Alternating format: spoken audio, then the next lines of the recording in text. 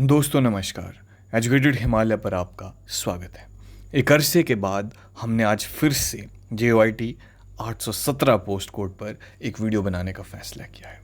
इससे पहले हम प्रदेश का एकमात्र YouTube चैनल थे जिसने पहले पड़ाव की एक्यूरेट प्रेडिक्शन करी थी, जो कि आपका प्रीलिम्स जिसको कह सकते हैं।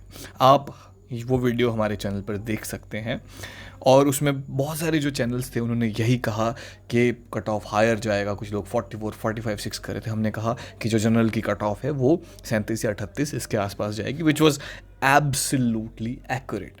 दोस्तों, पोस्ट कोड 817 का जो सफ़र है वो बहुत ही उतार और चढ़ाव भरा रहा है।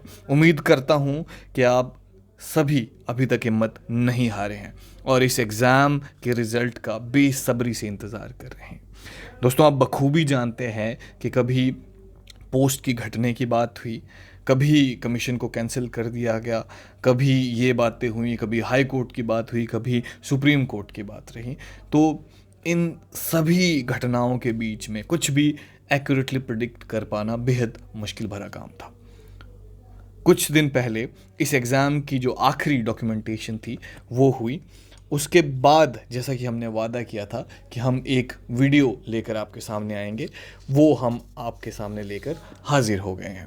पहले हम कुछ डेटा देखेंगे, उसके बाद जो फाइनल स्कोर हैं उसकी बात करेंगे। साथ ही हम लॉजिकल डिडक्शन हमने किस तरह से करी और किस तरह के लॉजिक से हम यहाँ तक पहुँचे हैं, हम सारी की सारी बातें करेंगे। दोस्तों, हमारे वीडियोस को देखने के लिए शुक्रिया। आप चाहें तो हमें सब्सक्राइब कर सकते हैं। प्लीज़ लाइक ज़रूर कीजिएगा, क्योंकि हम बहुत कम वीडियोस बनाते हैं। अगर बनाते हैं तो सिर्फ आपके लिए बनाते हैं कि आपके लिए चीज़ें आसान कर सकें। तो जो डॉक्यूमेंट वेरिफिकेशन की कट ऑफ थी, वो हमारे पास जो डेटा है, जो ऑनलाइन हमने बहुत सारे यूट्यूब चैनल और उनके जो डेटा थे वहाँ के कमेंट सेक्शन में जाकर, और जो हमारे यूट्यूब चैनल थे उस पर जितने भी लोग थे उन्होंने जो कहा, जो लास्ट हमारे पास जो डॉक्यूमेंट वेरिफिकेशन का जो सिनारियो था वो लगभग इस तरह से था कि जनरल की जो है लगभग 45, EWS की 39 और SC अनरिजर्व्ड की 41, SC UR की 40, OBC 1। तो लगभग 40-41 ये जो डेटा है ये लगभग इसके आसपास रहा है। तो इसके आधार पर हमने कोशिश करी कि हम आपको आगे का डेटा बताएं। तो जो टोटल पोस्ट थी वो लगभग 1862 पोस्ट के लिए हुआ है। 1867 शुरू में इनिशियली जो नोटिफाई हुई थी, बट आगे चलकर वो 5 कैसे ऊपर नीचे हुई आप मुझसे बेहतर जानते हैं। अब 1862 पे ये टोटल रिजल्ट जो है वो आना है। तो जनरल की 698, EWS की 261, आप ये देख सकते हैं ये डेटा, और उस हिसाब से हम कोशिश करेंगे डिडक्ट करने की जो हमारी कट ऑफ है।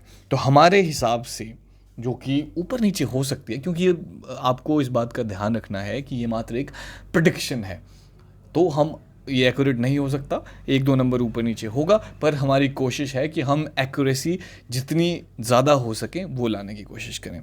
तो हमारा मानना है कि लगभग 45 या 45.5 के आसपास जो स्कोर था वो डॉक्यूमेंट वेरिफिकेशन का था। उम्मीद करते हैं कि जैसे 698 जो पोस्ट थी टोटल, उसके लिए जनरल सीट्स में फ़ाइट होगा।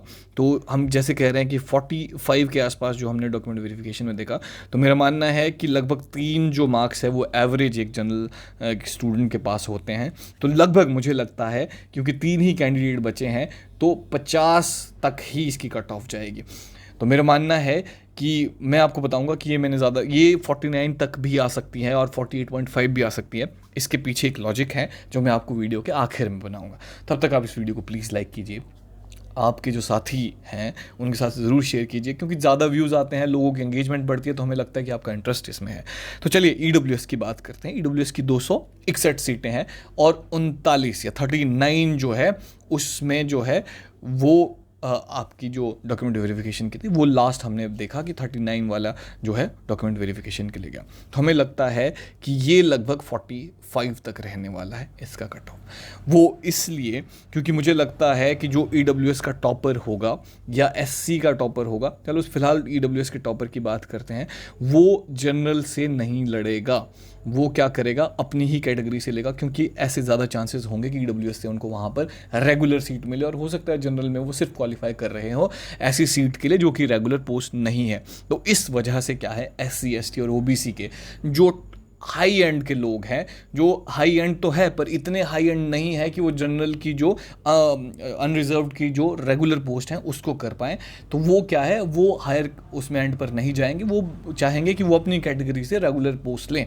तो इस वजह से क्या होगा, जनरल का कट ऑफ जितना हायर जाना था लोअर जो पोस्ट हैं उसकी वजह से, या फिर जो आपकी दूसरी कैटेगरीज है उसकी वजह से वो उतना नहीं जाएगा, because of the simple reason कि यहाँ पर क्या है कि रेगुलर और नॉन रेगुलर या कॉन्ट्रैक्चुअल पोस्ट का झोल यहाँ पर आपको देखने को मिलता है। तो मेरा मानना है कि 45 जो जाएगी वो कट ऑफ लगभग 45, एक नंबर ऊपर नीचे हो सकता है, तो इतनी आप विंडो मान के चलिए। मुझे लगता है कि 45 एक सेफ जोन है जहां पर आपकी चांसेस है कि आप इस जॉब को आसानी से पा पाएंगे। अगर आप 44 पर हैं तो उम्मीद मत हारिए, क्योंकि ये सिर्फ एक प्रेडिक्शन है और मैं उम्मीद करता हूं कि आप लोग भी इसको क्वालिफाई करें। मैं तो चाहूँगा कि 43 तक आ जाए, मेरी पर्सनल वो वैसे तो ये डिडक्शन है कि एक एवरेज जो एस्पिरेंट है उसके पास 3 नंबर होंगे, तो ये 39 से 42 तक ऐसे चला गया, 3 मार्क्स जो है ऊपर नीचे, क्योंकि सारे के सारे जो लोग हैं वो लोअर हाशिए पर होंगे यहाँ पर, तो इतने ही कट ऑफ जाने की आशंका मुझे ऐसा लगता है कि लगभग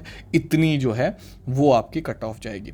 और एससी की बात करते हैं तो एससी में आप देखें, जब इसको डेटा को देखने की कोशिश करते हैं तो एससी अनरिजर्व्ड की उतनी जो हमारे पास डेटा मिला उसकी 41 तक जो हमें लास्ट डॉक्यूमेंट वेरिफिकेशन के लिए जो आए थे उनसे मिला, और एससी अनरिजर्व्ड की 353 सीट्स हैं। तो मुझे ऐसा लगता है पर्सनली कि 46 के आसपास इसकी कट ऑफ रहेगी और आप 46 में उम्मीद कर सकते हैं, और हो सकता है कि ये 46.5 या 45.5 तक भी आए।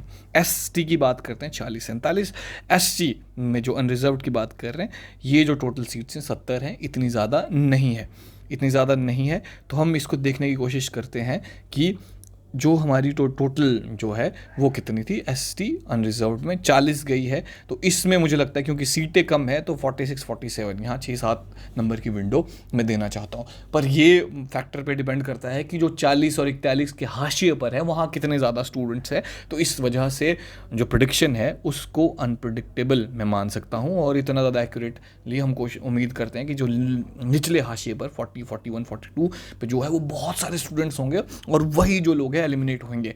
तो जो आप 40 और 41 पे हैं या 42 पर हैं, आप उम्मीद मत हारिए, आपके लिए अगले एग्जाम्स आएंगे। आप लाइट सर्विसेज की तैयारी कर रहे हैं तो हम वीडियोस आपके लिए लाने वाले हैं। अब बहुत सारे लोगों के इंटरव्यूज़ करने की कोशिश करेंगे जिन्होंने ये एग्ज़ाम ऑलरेडी क्वालिफाई कर लिया। ओबीसी मुझे लगता है, तो ओबीसी की जो सीट्स हैं जैसे वो 40 के आसपास जो है लास्ट हमको मिली, और मैं जो शायद ये मेंशन करना यहाँ पर भूल गया हूँ, तो आगे चल के देखने की कोशिश करते हैं इसको।